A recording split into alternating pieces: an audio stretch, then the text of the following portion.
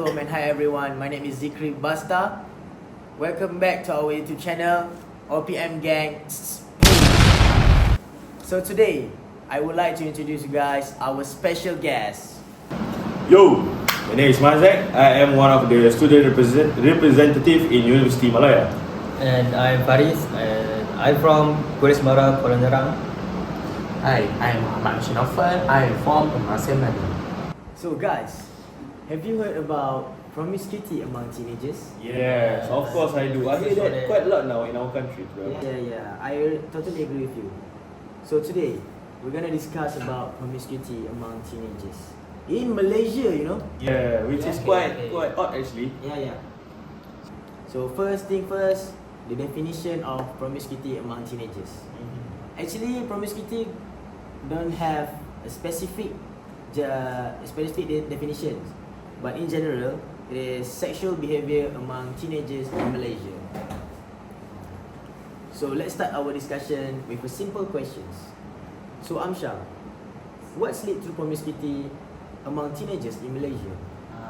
I think what leads to the factors that leads to their influences. The influence of promiscuity among teenagers in Malaysia, there are several key factors. There are several key elements. The first one is peer pressure. Everyone here knows that adolescents are highly influenced by their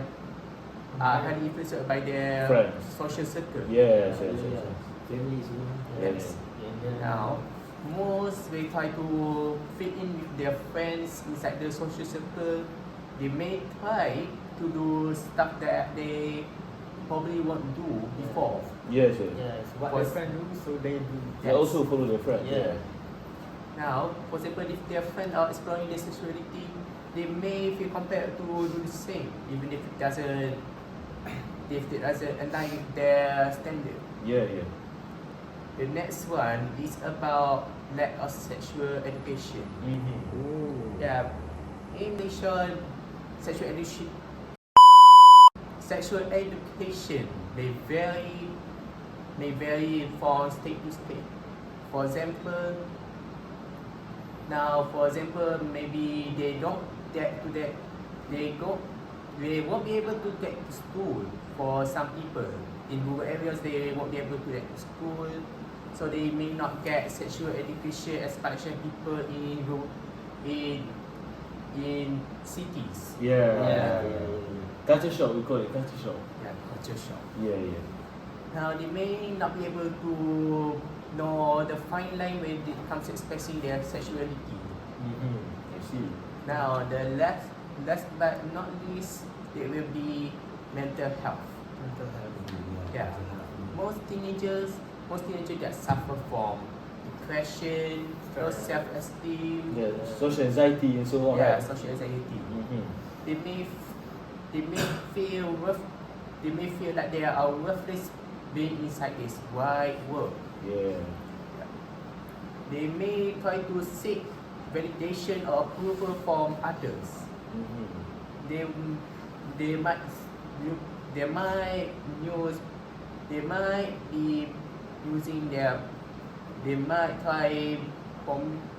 might try promiscuous behavior as a way to seek the validation. With other people, right? Yes.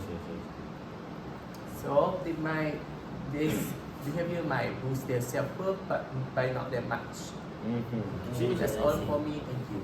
Yeah. That was a brilliant idea from Amsha just now. I'm totally agree with you. We move up to my next question. What are the effects of promiscuity among teenagers, Pak I? Okay, thank you Zikri for inviting me. I'm not so well today, but because of you, so I came. Thank you. Yeah, thank you. Okay, to talk about the effect. Okay, when we talk about promiscuity, of course, there are relationships between men and women, right? There's nothing wrong, but it becomes something wrong when it leads to something worse, which is sex without marriage. Yes. Yeah. Have you heard about I it? heard about that a lot, but in other country, not in Malaysia actually. Yeah, but now it is in Malaysia, Oh bro. no, that's not good news. Yeah. That's a bad one. That's a bad news, Okay. you know. And this problem will be more serious when the woman is getting pregnant. Oh no. Okay, it's become more worse. And when this problem happen, they have two possible. So when this problem happen, there are two possible choices that this couple will make. First, maybe they will abort the fetus. And what's more sad is they also maybe throw away the baby. They will throw away the baby. I think, and from my research, I can say that these immature teenagers, they don't know, they're not ready, and they didn't know how to deal with this problem. Oh yeah. So yeah. they take an easy way, an easy solution Yeah. by dumping the baby away. Oh. Right? Okay. And according to Department of Malaysia Welfare,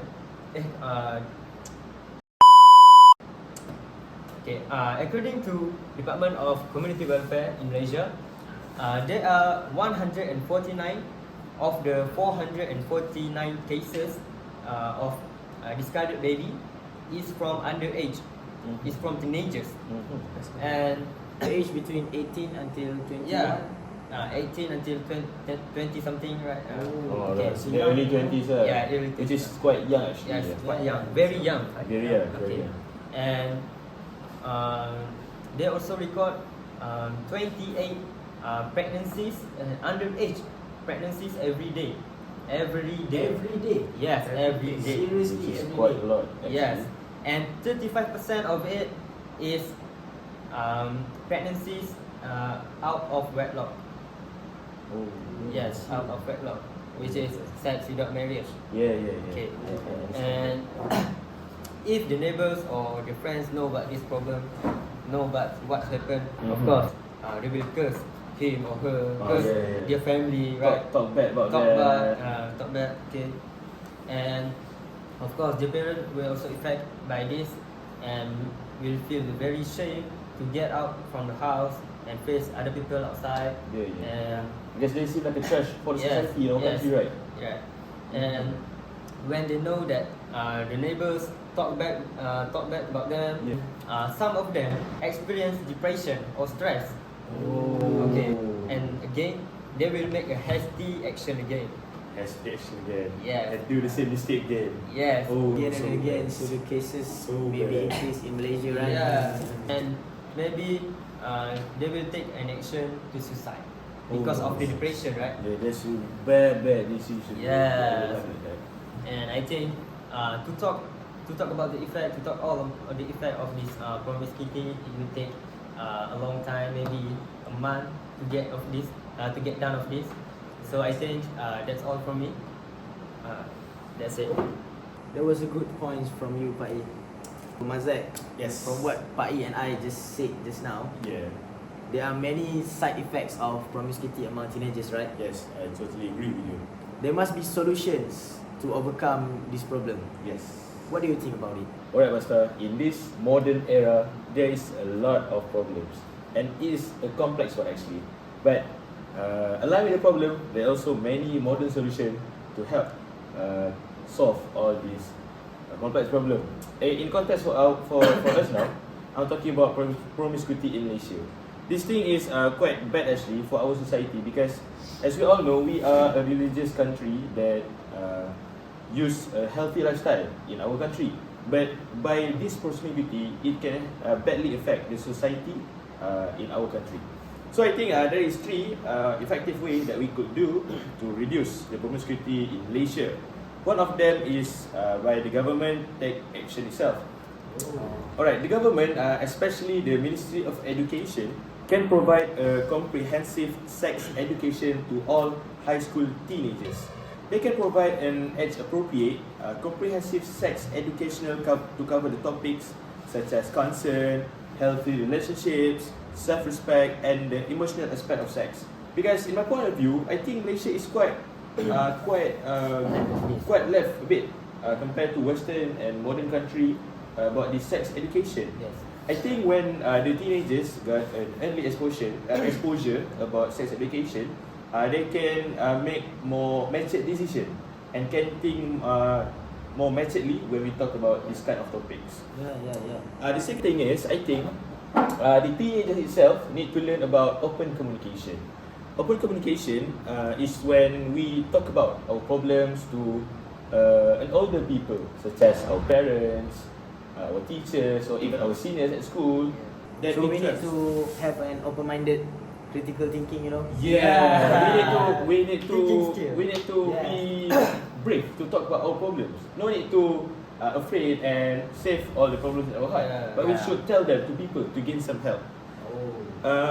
By being honest with our parents and so on, this can help the teenagers to feel more supported and understood, reducing the likelihood of them to do risky things such as finding a girlfriend or do some bad things or underage sex among teenagers. And also, when we talk with adults, we can gain a lot of good advices from them because they also have their own teenage years. So maybe they may experience the same things back in their years, so they can give us an example and things that we should do to avoid some problems like we said today, the is pregnant and so on. Lastly, I think the most crucial thing that the teenagers should do by themselves is find a positive circle. Encourage teenagers to surround themselves with friends who share similar values and goals. When these kind of people have their mind set to do great things such as achieve full flat in their study, maybe active in co-curriculum, this will help them to do bad relationships with their friend. They are more focused on their life goals and be more mature in their life. By this way, they can avoid do a non-healthy relationship with their boyfriend or girlfriends, make inappropriate contact with opposite gender. By this thing, it can help a positive mood, and they can also be more happier and live a happy life in their study era without those bad things with the opposite gender. I think by this three support system, with a great strategy, support, and help from all society in our country, the problem of promiscuity in Malaysia could be reduced, and we can gain back a healthy society among teenagers in our country. Because teenagers is the asset of our country. If they are broken at this early age, our country may face a lot of trouble in the future. So I think that's all from me. Thank you, Rizky, for the good question. Thank you for your intelligent ideas, Mazek. Alright. So guys, throughout our discussion just now, the conclusion regarding promiscuity among teenagers often revolve around the recognition there is complex issue influenced by various factors, just like Amsha said just now. Peer pressure, media influence, lack of comprehensive sexual education, and individual psychological and emotional needs. You know, when the boyfriend needs something that needs something, right? Yeah. Something. So the promiscuous behavior during adulting can have significant consequences such as increased risk of sexual transmitted infections. HIV, you know, AIDS. There's No vaccine. there's no vaccine in this world. It's very deadly disease. And lastly, unintended pregnancies lah. Just like Pak said just now. True. So that's all from our discussion today. Thank you guys for watching. Don't forget to like, share and subscribe. And see you guys in the next video. Bye. Peace out. Alright, see you guys later. Not to forget to our sponsors today, which is Bubbles O2, guys. You can grab it on your nearest stall. Thank you, Bubbles. Stay hydrated. So delicious.